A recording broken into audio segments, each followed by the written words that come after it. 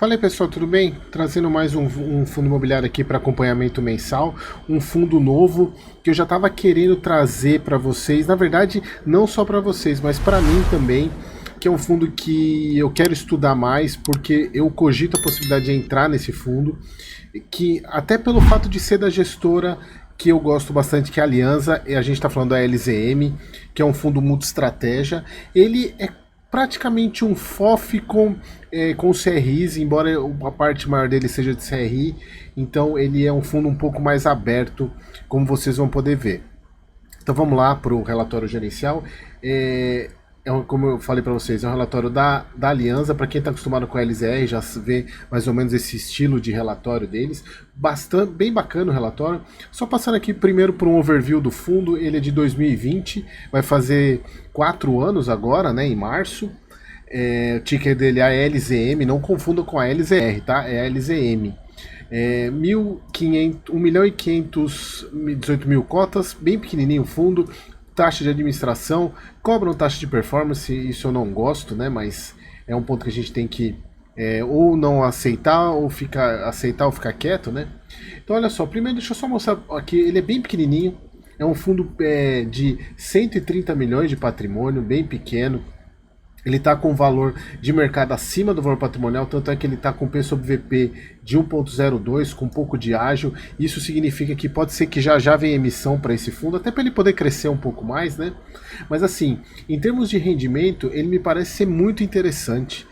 Parece ser um rendimento consistente, por isso que inclusive eu cogito entrar nesse fundo. Ele fez recentemente o desdobramento, eu já vou falar um pouquinho para vocês sobre isso.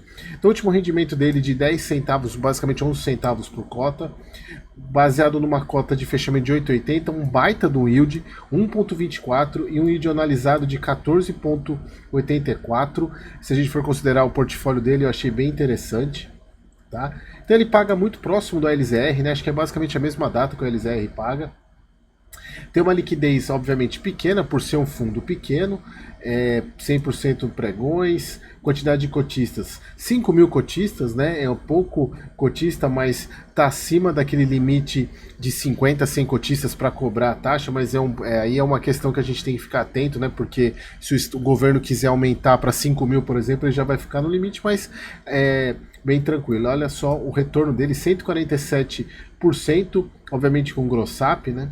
Aqui a parte do comentário mensal, eles colocam aqui, ó, fechamos mais um ano da história do fundo, que basicamente está indo para o 4º ano, né?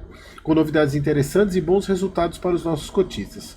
No primeiro semestre, período que a carteira era composta majoritariamente por cotas de outros fundos imobiliários listados, o LZM se posicionou firmemente entre os maiores pagadores de rendimento do mercado, inclusive dando pau em muito FOF, muito FOF. Vocês vão ver que eles fizeram um comparativo bem bacana. Aí eles iniciaram paulatinamente o aumento da parte de CRIs e no segundo semestre dobramos o tamanho com a incorporação do CAMI 11, que era um outro fundo imobiliário basicamente de CRIs. Então eles colocam aqui que no fato relevante de dezembro eles fizeram o desdobramento de 1 para 100, 1 para 10. Então, é sempre aquela discussão de aumentar a liquidez do fundo, a acessibilidade, democratizar. Para esse tipo de fundo pequeno, eu até concordo, porque ele está crescendo, tem poucos cotistas, aí talvez eu entenda. Agora, o que eu não me entra na cabeça para fundo muito grande, que passa de 2, 3 milhões por dia de liquidez, não tem muito sentido. Aí eles colocam aqui que nas primeiras semanas de janeiro, já após desdobramento, a média de negociação diária passou de 158 mil para 425 mil, praticamente 200% de aumento na parte de negociação, mas exatamente por causa dessa questão da redução do preço da cota. Em dezembro vendemos cerca de 14 milhões de CRIs da carteira, destravando IPCA dos mesmos e abrindo espaço para alocação em alguns fundos imobiliários considerados estratégicos. Aqui, pessoal, a questão vendeu para destravar IPCA e inflação acruada, como vocês sabem, eu já venho falando isso há um bom tempo para vocês. Eles compraram cerca de 11 milhões de fundos imobiliários e o restante está alocado em caixa para oportunidades a serem adquiridas agora em 2024. E eles colocam aqui, adicionalmente os resultados recorrentes, a distribuição foi positivamente impactada pelas reservas de venda de ativos realizadas do CAMI 11, que é o fundo que foi incorporado, e que destravou esses valores elevados de correção monetária. Aí eles colocam aqui, a distribuição referente a dezembro será de 1,11, foi o que eu falei, e paga em 22/1, na verdade já foi pago. Então aqui para vocês verem como ele vem, o comportamento dele, né, dos fundos, né, ele basicamente a grande parte da receita dele é CRI e agora atualmente a maior parte, né, CRI, que é esse azul mais escuro, a parte de azulzinho é ganho de capital, né. Bom, então aqui eles colocando a parte de alocação do fundo. A carteira de fundos imobiliários encerrou o período de dezembro agora com 40%, praticamente 40% do patrimônio, dividido em 32 crédito, 23 laje, 17 logística, 12 multiestratégia e 5% em renda urbana. E a parte de... isso aqui é legal, que ó, o LZM investe majoritariamente em fundos descontados e FIIs descontados com média de PVP abaixo de 0,95, 0,94. Eles colocam a carteira de fundos imobiliários segue com desconto de aproximadamente 3% ao valor patrimonial das suas posições, 0,97, o que pode ser um ganho potencial. Isso tem quase todos os FOFs têm falado sobre isso nos relatórios que a gente tem visto, né, que é o upside que eles esperam. Obviamente a gente tem que continuar analisando. Eles colocaram aqui, ó, venderam CR Zoba, Casa e Vídeo, Açaí e Grupo Mateus, 14 milhões, que detinham menores remunerações dos ativos indexados a IPCA. E essas vendas abrirão espaço para futuras alocações mais rentáveis. E aí eles falam, menos com essas vendas, a carteira de CRI continua com uma participação de 54%, com IPCA mais 8,2%, ou seja, um mid-risk aí. Até para a gente poder pegar aquele retorno que ele está tendo. Gostei bastante desse retorno. Então essa parte CRI dele a gente pode considerar como mid-risk. Tem uma posição de caixa até que interessante para o tamanho do fundo, 6,4% do PL.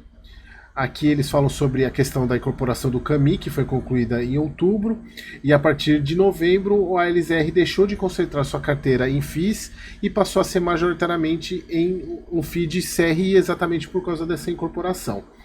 E aí que tá, como ele era basicamente um FOF, olha só que legal esse quadro aqui.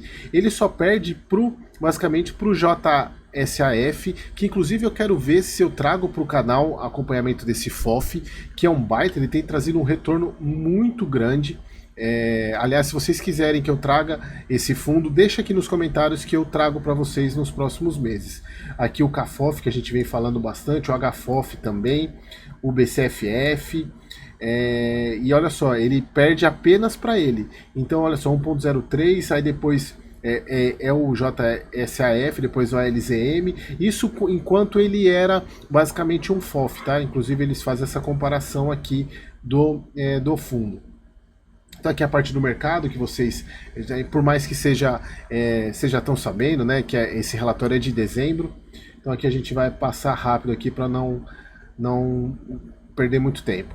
Então eles colocam aqui que a partir eles detalham ainda mais os resultados, né, que o pagamento do CAMI entre outubro e novembro e dezembro, o fundo constatou uma normalização dos seus gastos, porque essa movimentação gerou custos para o fundo, e aí acabou que eles já normalizaram isso.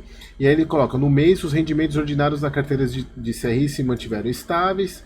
O crescimento no rendimento gerado por essa classe ocorreu devido às alienações em CRIs indexados a IPCA, como eu falei para vocês que eles consideravam com taxas baixas, então eles destravaram isso daí para poder investir melhor agora nos próximos meses. Eles colocam, esperamos que o efeito positivo na geração de resultado para ambas as classes de ativos nos próximos meses, justificada pela escalada da inflação observada nos últimos meses. Inclusive, é o que eu tenho falado para vocês, que é esse ponto aqui, ó. Dezembro fechou com uma inflação acima do esperado, deu 0,56, eu até achei que tinha dado 0,4, mas deu 0,56, então provavelmente, principalmente esses fundos que tem atrelado a IPCA, deve vir com rendimentos bons agora nesses primeiros meses de 2024.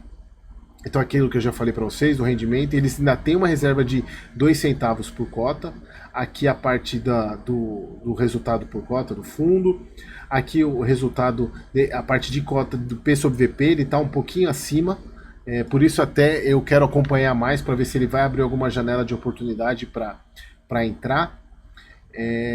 portfólio do fundo. Aqui eu deixei um ponto marcado que para algumas pessoas isso aqui seria um conflito de interesse. Ele tem o Allianz Office FIM, que é um fundo imobiliário da própria casa, 7% do PL. Assim, quem melhor que eles para saber são as melhores posições? Tem algumas pessoas que são meio críticas a isso, eu não sou crítico, eu olho o resultado. Se o resultado tá bom, ok, a estratégia se mostrou pertinente. Então ele tem fundos como o Canip aqui também. Eu acho, se eu não me engano, ele tem mais alguns fundos da casa, alguns ativos da casa também. Bom, acho que é o ALMI, se eu não me engano, também é da casa. Aqui a parte de composição dos ativos, né? Grande parte é o Alianza Offices, que eu mostrei para vocês. Tem alguns outros fundos, tem o próprio RDM, VRTA, esse Aliança aqui, ó, que é o outro que é da casa. Mas assim, eu não vejo problema, tá, pessoal? Eu vejo mais a questão do resultado. Eu tava vendo que ele poderia colocar 2 pontos aqui que eu acho interessantes. Primeiro, a taxa de compra desses fundos imobiliários, como os outros fundos fazem, o próprio CTPS e RDM, eles colocam o preço de aquisição até para saber se o fundo está tendo prejuízo ou não nesses ativos, é interessante. E essa porcentagem de outros aqui, que é 0,9, para saber do que se trata esses outros fundos aqui. Tá? Parte de indexador dele, praticamente 70% CDI, 30% CDI, e aqui a parte que eu falei para vocês, a minha consideração como mid-risk, 53% residencial, o que também justifica essa questão mid-risk. E aqui os ativos do fundo me chamou bastante atenção, é um fundo que eu quero continuar acompanhando, trazendo para vocês aqui.